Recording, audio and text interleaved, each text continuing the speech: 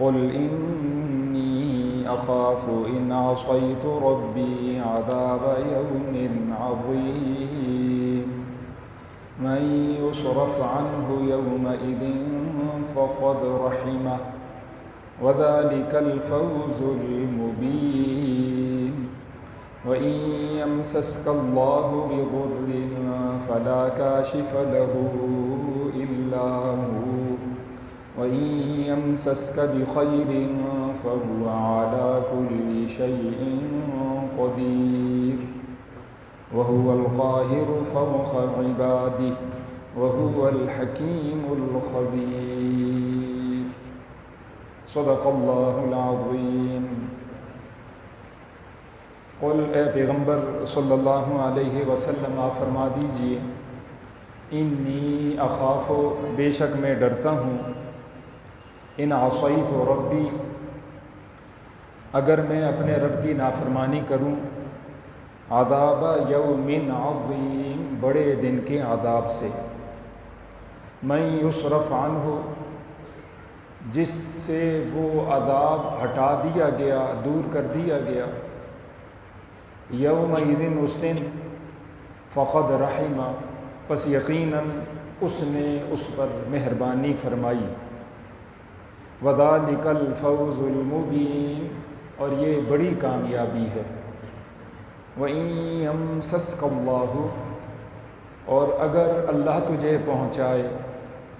بِضُرٍّ، کوئی تکلیف، فَلَا كَاشِفَ لَهُ، پس کوئی دور کرنے والا نہیں اسے، إِلَّا هُوَ، مگر وہی دور کرنے والا ہے، وَإِن يَمْسَسْكَ بِخَيْرٍ،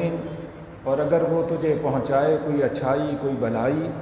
فَهُوَ عَلَى كُلِّ شَيْءٍ قدیر، پس وہ ہر چیز پر قدرت رکھنے والا ہے، وَهُوَ الْقَاهِرُ،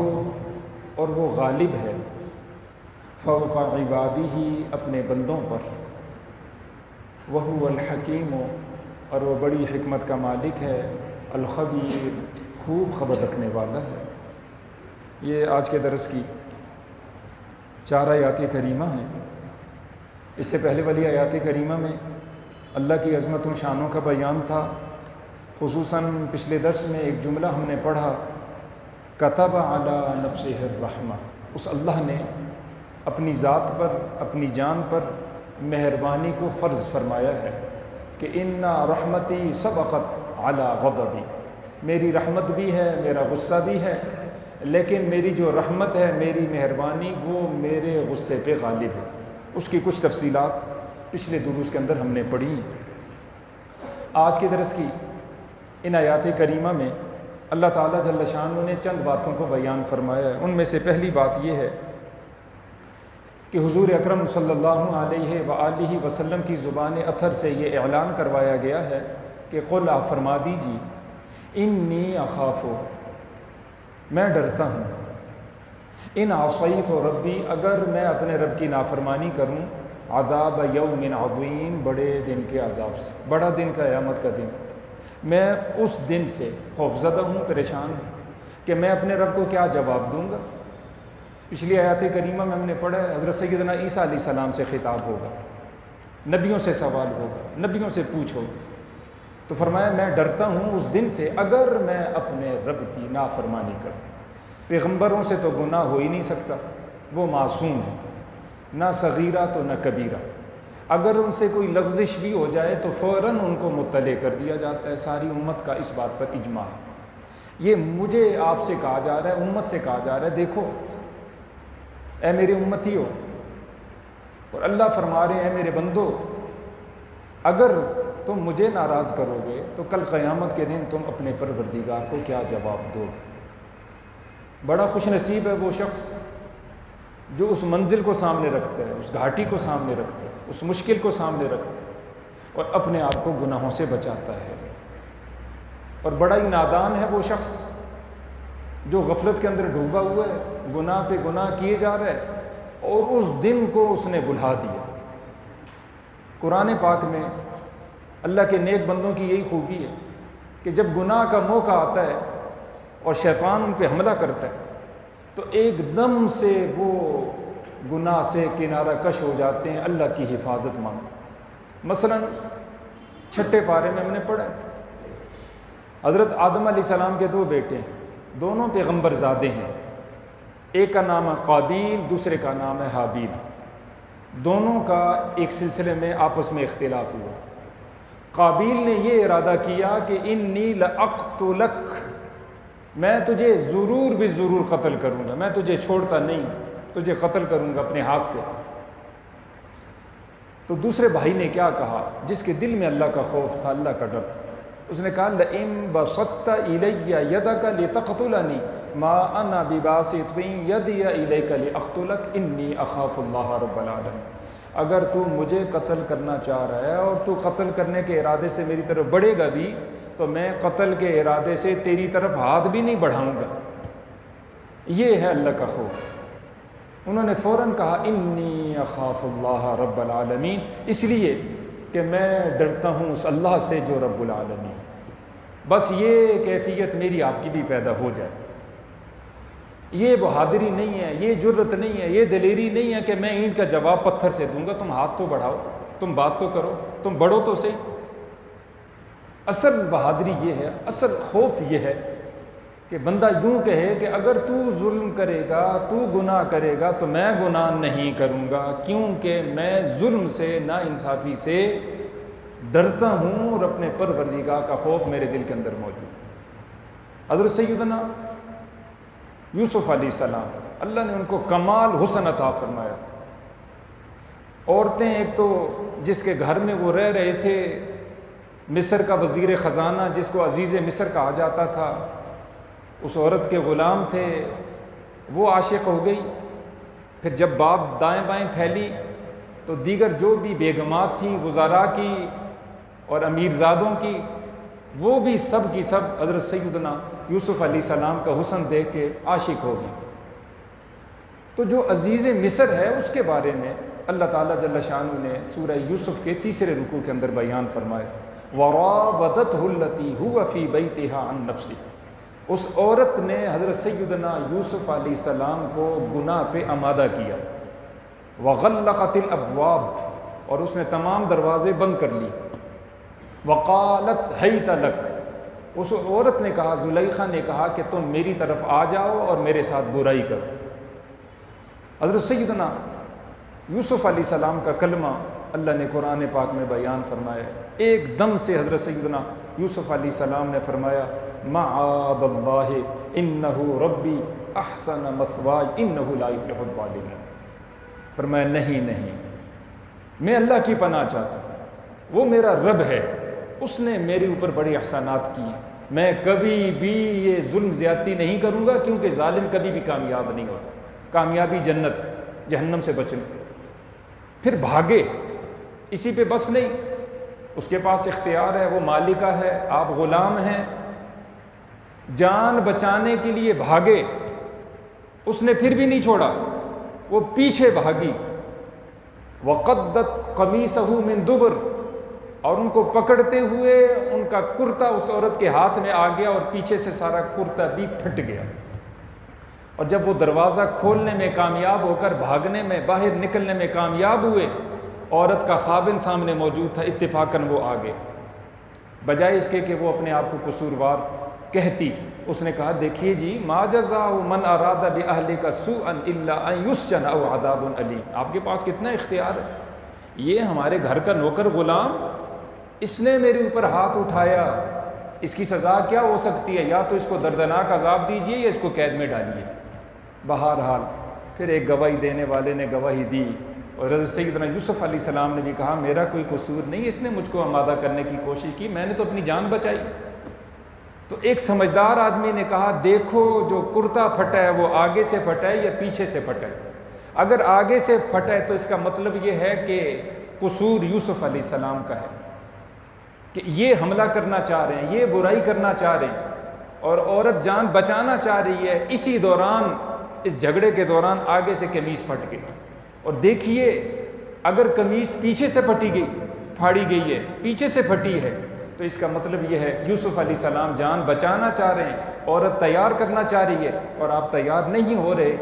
تو یہ اس بات کی علامت ہے قصور یوسف علیہ السلام کا نہیں بلکہ عورت کا۔ چنانچہ جب دیکھی گئی قمیص تو وہ پیچھے سے پھٹی تھی، تو عزیز مصر وہ جان گیا کہ قصور میری بیوی کا ہے، یوسف علیہ السلام کا کوئی قصور نہیں۔ یہ واقعہ اس لیے عرض کر رہا ہوں، ایسے مواقع اگر ہماری زندگی میں آ جائے تو ایک واقعہ ہے، 100 مواقع ہیں، کبھی نظر کا گناہ ہے، کبھی کان کا گناہ ہے، کبھی زبان کا ہے، کبھی سوچ کا ہے، کبھی دل کا ہے، کبھی قلم کا ہے، کبھی اختیار کا ہے، کبھی کیا سلسلہ ہے، کیا سلسلہ۔ اس وقت کچھ دیر کے لیے ہم رک جائیں اور سوچیں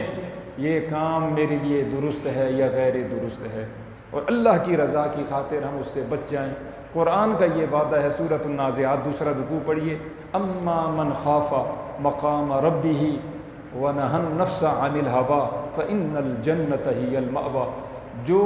گناہ کے موقع پہ اپنے آپ کو گناہ سے بچا گیا اپنے پروردگار کے ڈر سے، تو اللہ نے دنیا میں بتا دیا، اس کا حکم بتا دیا، پس بے شک جنت اس شخص کا ٹھکانہ ہے، یہ پکی بات ہے۔ پھر موقع آئے تو ہم اس عمل کے وسیلہ سے اللہ کے حضور عرض کریں، یا اللہ وہ نیکی میں نے بڑی مشکل سے کی تھی، آپ جانتے ہیں یا اللہ میری بڑی ضرورتیں تھیں، میں نے فلاں موقع پہ خرچ کیا، یا اللہ میری بڑی حاجتیں تھیں، میں نے اپنے آپ کو بڑا کنٹرول کر کے وہ نیکی کی، یا اللہ میرے اوپر شیطان کا بڑا ہی غلبہ تھا، اور اس سلسلہ میں میرے اندر بڑی قوت شہوت کی موجود تھی، شیطانی قوتیں موجود تھیں، لیکن یا اللہ تو جانتا ہے، میری بیوی کو بھی نہیں پتہ، بچوں کو بھی نہیں پتہ، کسی کو نہیں پتہ، تو جانتا ہے یا اللہ۔ اس گناہ سے اپنے آپ کو میں نے بچایا۔ تو بخاری شریف کی وہ روایت میرے آپ کے سامنے، جو مشکل میں پھنس گئے تھے، اللہ نے ان کے عملوں کے وسیلہ سے ان کو ان مشکلات سے نجات عطا فرمائی۔ ترمذی شریف میں ایک شخص کا واقعہ، اس کا نام تھا کفل، اس کو اپنی چچا زاد سے محبت ہو گئی،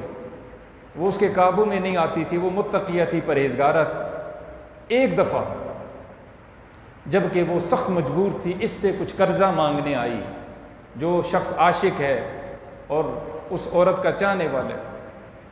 تو اس نے ایک شرط پہ اس کو قرضہ دینا چاہا، 60 دینار، میں تب دوں گا کہ جب تم میرے ساتھ برائی کے لیے آمادہ ہو۔ سخت مجبور تھی، وہ تیار ہو گئی۔ جب ان کو تنہائی میسر ہوئی، عورت پہ کپ کپی طاری ہو گئی، اس کے دل میں خوف اللہ کا ڈر پیدا ہو۔ یہ کیفیت کفل نے دیکھی، اس نے کہا تجھے کیا ہوا، تو خود آئی، اپنی رضا سے آئی، رغبت سے آئی، میں نے کوئی زبردستی نہ کی۔ اس نے کہا مجھے اللہ کے عذابوں کا خوف آیا، میں اللہ کو کیا منہ دکھاؤں، کیا جواب دوں، یہ میرے خاوند کے لیے حلال ہے جسم، تیرے لیے حلال نہیں، تو مجھے اس کے عذابوں کا خوف آ رہا ہے، اس لیے میری اوپر ایک کیفیت پیدا ہو۔ اس کی کیفیت دیکھ کر کفل نے وہ دینار بھی اس کو معاف کر دیے اور گناہ سے کنارہ کش ہو گیا۔ اللہ کی شان، اسی رات کو اس کفل کی فوت ہو گیا، مر گیا۔ صبح کو غیبی طور پر لوگوں میں مشہور تھا یہ شخص درست نہیں، اس میں قصور موجود ہیں، غلطیاں موجود ہیں۔ اس کے دروازے کے اوپر غیبی طور پر یہ لکھا ہوا تھا، ان اللہ قد غفر الکفل، اللہ نے اس گناہگار کفل کی بخشش و مغفرت فرما دی ہے۔ اب غور فرمائیے اس کی آخرت کتنی اچھی ہو گئی۔ ایک آدمی ہے بعض اوقات گناہ میں لگا رہتا ہے، لیکن پھر اس کے دل میں ندامت اور خوف پیدا ہو جاتی ہے، پھر اپنے پروردگار کو راضی کر لیتا ہے۔ ہم اسی کو ان کی برائیاں شمار کرتے رہتے ہیں، وہ ایسا تھا، اس نے یوں کیا، یوں، لیکن پتہ نہیں اس کا اینڈ کیسا ہوا۔ ایک آدمی بڑا اچھی زندگی اس نے گزاری، لیکن اس کا ہو سکتا ہے اینڈ خراب ہو جائے۔ اس لیے یہ معاملات اللہ کی سپرد کرنے چاہیے۔ ہم لوگوں کے بارے میں اچھا گمان رکھیں، یقیناً ایسے لوگ اللہ کے بڑے محبوب ہیں۔ بخاری شریف کی روایت ہے، حضور اکرم صلی اللہ علیہ وآلہ وسلم نے فرمایا کہ سبعۃ یظلھم اللہ فی ظلہ لا ظل الا ظلہ، کل قیامت کے دن اللہ 7 لوگوں کو اپنے عرش کا سایہ نصیب فرمائیں گے، جنتی مزے لوٹیں گے۔ ان 7 میں سے ایک شخص وہ ہوگا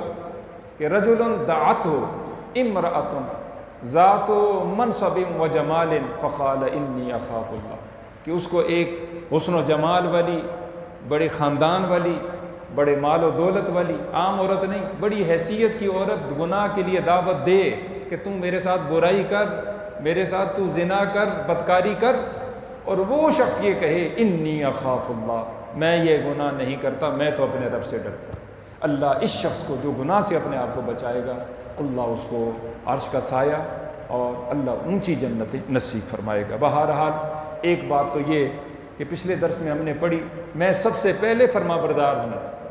اور میرے بعد میری امت فرما بردار ہے۔ دوسری بات فرمائی، میں ڈرتا ہوں اپنے رب سے اگر میں اپنے رب کی نافرمانی کروں۔ ان دونوں باتوں کا ہمیں اہتمام کرنا چاہیے۔ پھر فرمایا من یصرف عنہ یومئذ فقد رحمہ، یقیناً جس سے اس کا عذاب ہٹا دیا گیا، غصہ ہٹا دیا گیا، اس کی ناراضگی ہٹا دی گئی، یقیناً اللہ نے اس پر رحم کیا۔ وذالک الفوز المبین، اور جس پہ اللہ نے رحم کیا، مہربانی کی، یقیناً یہ بڑی کامیابی۔ پیچھے ہم نے رحمت کو پڑھا نا، کتب ربکم علی نفسہ الرحمہ، اب یہاں پہ فرمایا رحمت کس پہ ہوگی؟ سب سے بڑی رحمت اس پہ ہو جائے گی جو جہنم سے بچ گیا، جنت میں داخل ہو گیا۔ اس کے لیے دعا ہونی چاہیے، اور اپنی اولاد کو سکھائیے، گھر والوں کو سکھائیے، ربنا آتنا فی الدنیا حسنہ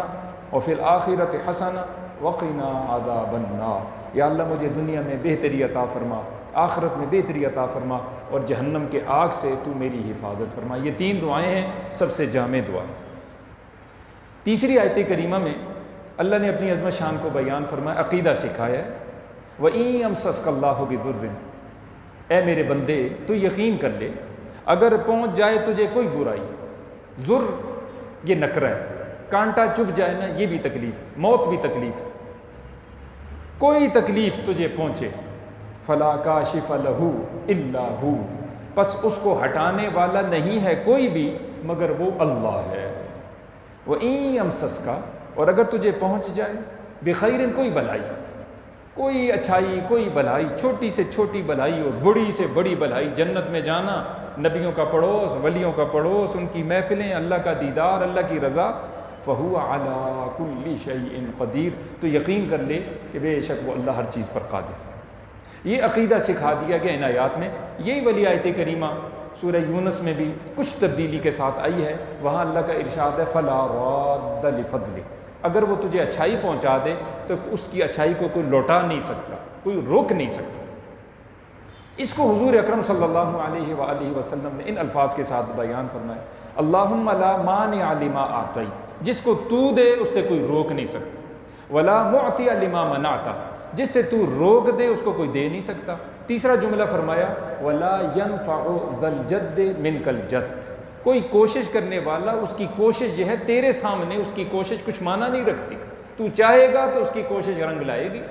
تو نہیں چاہے گا تو اس کی کوشش رنگ نہیں لائے گی۔ یہ حضور اکرم صلی اللہ علیہ وآلہ وسلم کا ارشاد مبارک۔ ترمذی شریف مسند احمد کی ایک خوبصورت روایت، حضرت سیدنا عبداللہ ابن عباس رضی اللہ تعالیٰ عنہما راوی ہیں، کہتے ہیں میں حضور صلی اللہ علیہ وسلم کے ساتھ آپ کی سواری پہ سوار تھا، اور حضور اکرم صلی اللہ علیہ وسلم نے مجھے خطاب کیا، غلام، اے لڑکے۔ پتہ چلتا ہے بڑوں کو چھوٹوں کے ساتھ شفقت بھی کرنی چاہیے، اور بعض اوقات موقع ہو تو ان کو واعظ و نصیحت بھی کرنی چاہیے۔ بچے شفقت کے قابل، جہاں چھوٹے بچے آتے جاتے ہیں مسجدوں میں، ہمارے درسوں میں، ہماری محفلوں میں، ان کی عادت بنے گی، کیونکہ یہ کرکٹ کے میدانوں میں اگر جاتے ہیں، بازاروں میں جاتے ہیں، کلبوں میں جاتے ہیں، دائیں بائیں جاتے ہیں، وہاں ان کی عادتیں ہیں بچپن کی، تو ساری زندگی ان کا آنا جانا اچھے برے کاموں میں لگا رہے گا۔ اگر ہم ان کو مسجد سے دھتکار دیں گے، نکال دیں گے کہ ابھی تم چھوٹے ہو نکل جاؤ، 7 سال کے ہو، 8 سال کے ہو، 9 سال کے ہو، 10 سال کے، جاؤ، بالغ ہونا پھر آنا، پھر ان کی عادت نہیں بنے گی۔ تو جہاں بچوں کی چہچہاٹ ہوتی ہے مسجدوں میں، آج بزرگ ہیں، کل یہی بچے، یہی نوجوان جو ہے مسجدوں کو آباد کریں گے۔ خوشی خوشی ان کے آنے کو قبول کرنا چاہیے، پیار محبت سے ان کو سمجھانا چاہیے، تاکہ ان کا جی بڑوں کے ساتھ لگا رہے، ہماری محفلوں میں لگا رہے۔ کسی خوبصورت آدمی نے خوبصورت جملہ کہا، اگر تم اپنی مسجدوں کو بچوں سے ویران کر دو گے تو یاد رکھو مستقبل میں تمہاری مسجدیں تمہارے بڑوں سے بھی ویران ہو جائیں گی، یہی بڑے بنیں گے، اور یہ کل آج میں آپ بیٹھے ہیں، کل یہ بیٹھیں گے اور پھر یہ دین کا کام کریں، یہ بہت لازم۔ تو کہا یا غلام، اے لڑکے، چچا زاد بھائی ہیں حضرت سیدنا عبداللہ ابن عباس رضی اللہ تعالیٰ عنہ، فرمایا احفظ اللہ یحفظک، احفظ اللہ تجدہ تجاہک، تو اللہ کی حفاظت کرنا، یعنی اللہ کے حکموں کی حفاظت کرنا، اللہ تیری حفاظت کرے،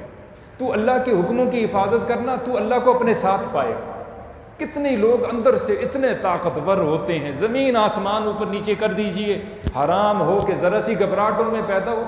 ذرا سی پریشانی پیدا ہو، وہ یہ جانتے ہیں کہ ہم نے اپنے رب کو راضی کیا ہوا ہے، اس کی مدد میرے ساتھ، اس کی قوت میرے ساتھ، ظاہراً کوئی نہیں لیکن میرا اللہ میرے ساتھ ہے۔ یہی سمجھایا گیا ہے، تو اللہ کے حکموں کی حفاظت کرنا، کرنے کے کام کرنا، جن سے بچنا ہے بچنا، تو اللہ کو اپنے ساتھ پائے گا، تو دیکھے گا اس کی طاقت تیرے ساتھ ہے، اس کی مدد تیرے ساتھ ہے، اس کی نصرت تیرے ساتھ ہے، تیرا دل پرسکون، تیری سوچ پرسکون، تیرا جسم پرسکون ہوگا، چاہے زمین آسمان اوپر نیچے ہو جائے، لیکن تو ہر طرح سے مطمئن اور ہر طرح سے خوشحال رہے گا۔ پھر فرمایا اگلی بات، اذا استعنت فاستعن باللہ، جب تو مدد مانگے تو اللہ سے مدد مانگے، اذا سألت فاسأل اللہ، سوال جب کرنا ہو اللہ سے سوال کرنا، وَاعْلَمْ أَنَّ الْأُمَّةَ لَوِ اجْتَمَعَتْ عَلَىٰ أَن يَنْفَعُوكَ بِشَيْءٍ لَمْ يَنْفَعُوكَ بِشَيْءٍ إِلَّا قَدْ كَتَبَهُ اللَّهُ لَكَ، یہ یقین کر لے ساری امت جمع ہو جائے تجھے فائدہ پہنچانا چاہے، نہیں فائدہ پہنچا سکتی مگر جو اللہ چاہے، اگر وہ جمع ہو جائے عَلَىٰ أَن يَضُرُّوكَ بِشَيْءٍ لَمْ يَضُرُّوكَ بِشَيْءٍ إِلَّا قَدْ كَتَبَهُ اللَّهُ عَلَيْكَ، یاد رکھنا تجھے وہ نقصان نہیں پہنچا سکتے مگر اتنا ہی نقصان پہنچائیں گے جتنا اللہ چاہے۔ رفعت الاقلام وجفت الصحف، قلمیں اٹھا لی گئی ہیں، صحیفے خشک ہو چکے، بہرحال جو کچھ تقدیر میں ہے وہ لکھا جا چکا ہے۔ میرا آپ کا یہ ایمان ہے، اللہ چاہے گا